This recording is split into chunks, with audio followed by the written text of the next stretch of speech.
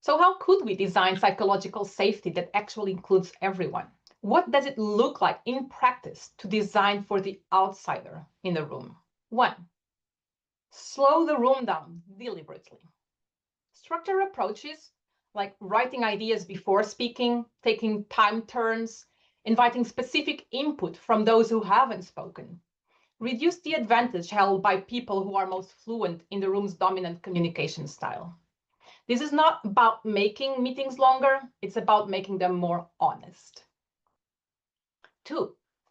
Name the cultural context explicitly.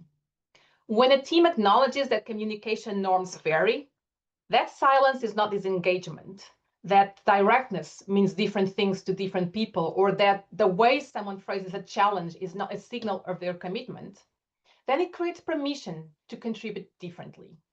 The conversation doesn't need to be a cultural seminar. It just needs to be honest. 3. Separate language performance from idea quality. This is a specific thing managers can be trained to do. Notice when they are evaluating how something was said rather than what was said, and correct for it consciously.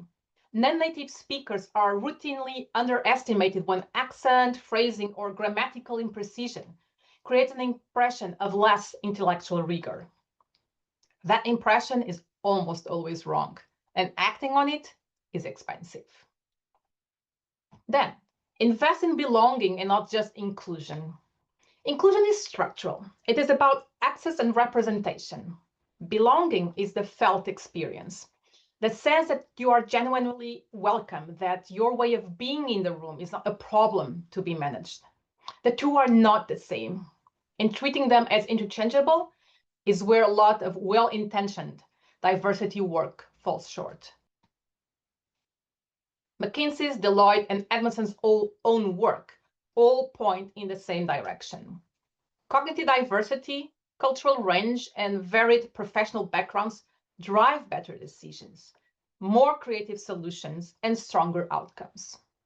But that advantage only materializes when the diverse team member can actually contribute what they bring. Belonging takes more time, more attention, more willingness to notice who is quietly adapting so that everyone else doesn't have to. In my coaching and training work with international professionals, executives, and teams, I see this gap at close range.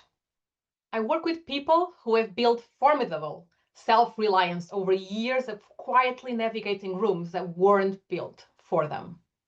What I notice consistently is how much changes in confidence, in clarity, and in output when they no longer have to put that energy into simply belonging and can turn it towards the work they actually came to do. If you are reading this as someone who has sat in that meeting, who has recalibrated, waited, softened, or stayed quiet, I want to say clearly that the difficulty you are experienced was not a measure of your capability, it was a measure of the design.